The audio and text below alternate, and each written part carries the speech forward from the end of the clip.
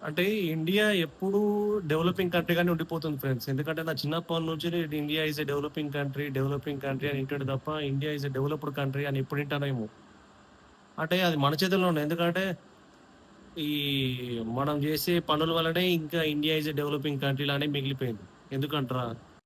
అంటే రోడ్డు మీద minimum common sense లేకుండా మరి మనుషులు ఎనకాల ఉన్నారు. మరి రోడ్డు మీద ఉన్న అసలు పబ్లిక్ ప్లేస్‌లో ఎట్లా ఉండాలనే మినిమమ్ కామన్ సెన్స్ ఇంకా జనాలకి అలవాటు కాలేదు. పబ్లిక్ ప్లేస్‌లలో ఉంచుడు, పబ్లిక్ ప్లేస్‌లలో వాష్‌రూమ్ గాని, టాయిలెట్‌కెళ్ళుడు, పబ్లిక్ ప్లేస్‌లోనే గట్టిగా మాట్లాడు.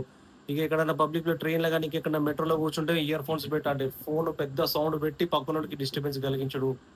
అంటే చిన్న చిన్న పనులు ఇవి చిన్న చిన్న పనులతోనే మన ఇండియా ఏంటిదని అర్థమైపోతుంది. ఎవ్వడు క్యూ లైన్ ఫాలో చేయడు.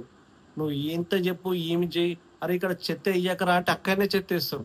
నీకు 10,000 జరిమానా అంటే జెప్పు మళ్ళీ అక్కడనే ఆ బ్యానర్ చించేసి మళ్ళీ చెత్త అక్కడనే పోస్తారు.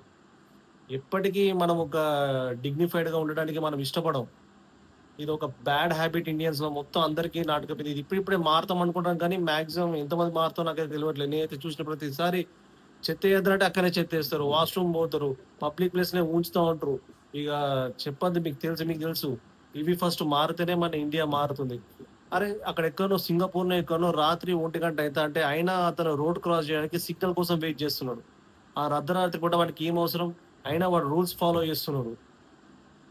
అరే! అట్లా ఒక అకౌంటబిలిటీ మనకుండదు. ఏందో ఏమో!